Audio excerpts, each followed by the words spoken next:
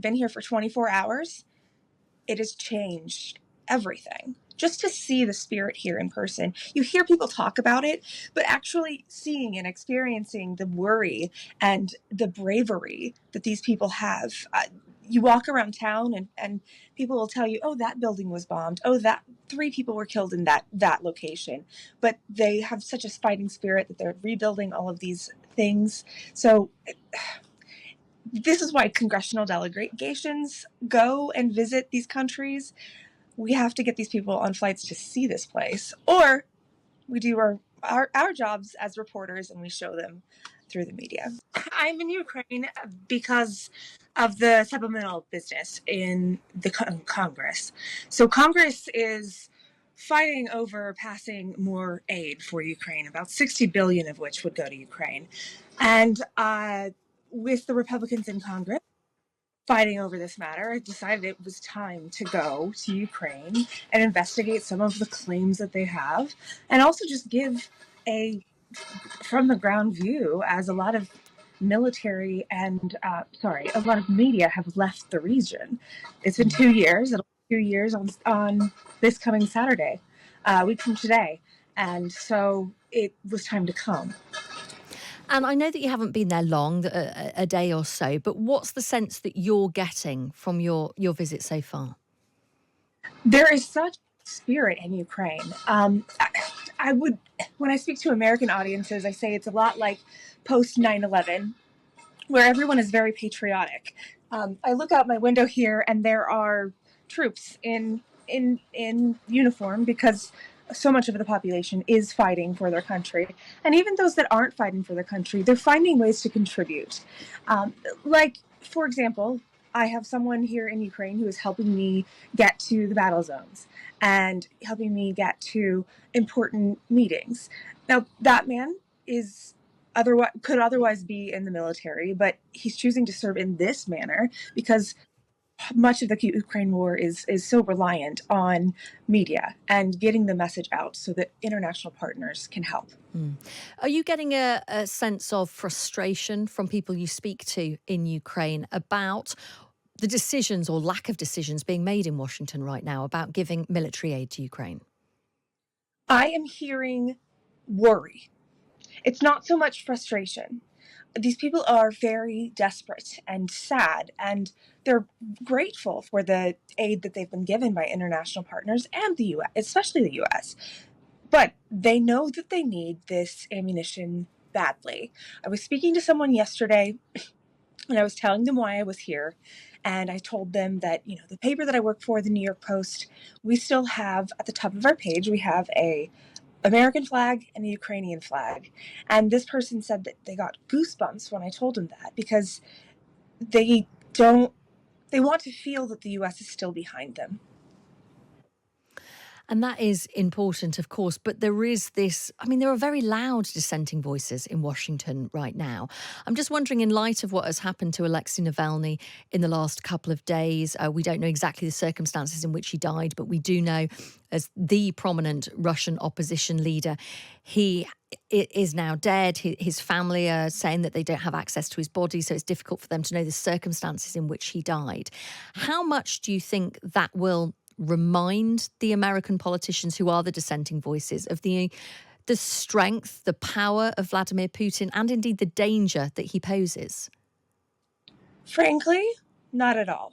The ones that we're talking about, the politicians that we are discussing that are not following, who are not wanting to support Ukraine, I don't think that will affect them much. They might put out statements, but in reality, what they're worrying about is how do we make America better? So in order to kind of discuss the issue with them, we have to put it in words where they understand how it affects America, how it affects the world. You have to make it very individualistic. Now, I don't say that for everyone. I think a lot of Republicans and Democrats in Congress take this very seriously and understand that this is a country that will kill its opposition. And that's very anti-democratic. So I guess it will be a mixed reaction. But it's the ones that won't be affected by it that I am worried about, and those are the people whose claims I'm here to investigate. And we know, don't we, that yesterday President Zelensky said he'd be willing to take Donald Trump to the front line so he could see the realities of the war. What do you think it would take for people in America, those dissenting voices, to change their mind? To come here, I think that's a great idea. Because just in my own experience, I've been covering this war for 2 years, coming on here on Times Radio to discuss it, but I've been reporting on it from Washington. I tell you, I've been here for 24 hours. It has changed everything. Just to see the spirit here in person. You hear people talk about it, but actually seeing and experiencing the worry and the bravery that these people have. You walk around town and people will tell you, oh, that building was bombed. Oh, that 3 people were killed in that location.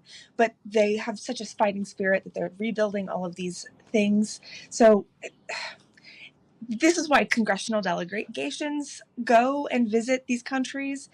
We have to get these people on flights to see this place, or we do our jobs as reporters and we show them through the media. So tell us, how long are you going to be in Ukraine, and where are you planning to visit, and who are you planning to speak to? Sure. I'm here at least until the end of the month.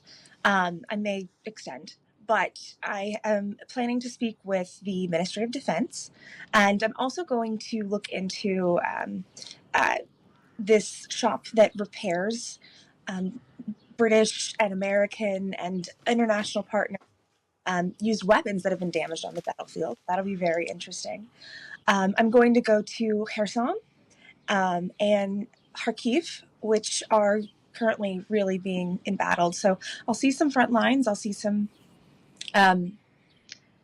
unfortunate things, I think, but be mentally prepared for it. And I think it's going to be very worthwhile. For example, in Kharkiv, I'm going to visit an underground school. Because of the bombings in Kharkiv, the city council has turned their subway tunnels into schools for children so that they're safe underground when these bombing raids happen. So I'm excited and I'm looking forward to all of these experiences.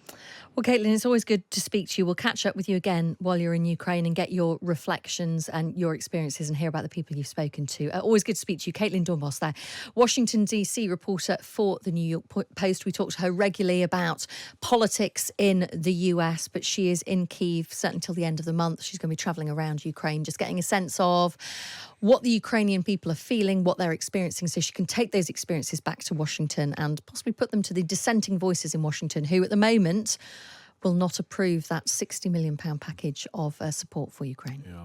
It's quite remarkable, isn't it? We're coming up on 2 years since the full-scale invasion, as Caitlin was highlighting there. So that's Saturday is the official sort of date of that. And here she is reflecting the spirit, and she compared it to post-9/11, that sense of patriotism and really sort of digging in, even 2 years on. I remember that first day when we all woke up in the middle of the night to hear that Putin had actually done it, that he'd launched this full-scale invasion. It's just astonishing that we're 2 years on. But let's not forget 2014 was the start. Yeah, well, absolutely. It's been going on a lot longer. Yeah, exactly. So I can lots more reflection on that in the course of this week, I would expect, both on Times Radio and indeed reflecting what world leaders, etc., will be saying. Excuse me, on the 2 year mark of that all-out invasion.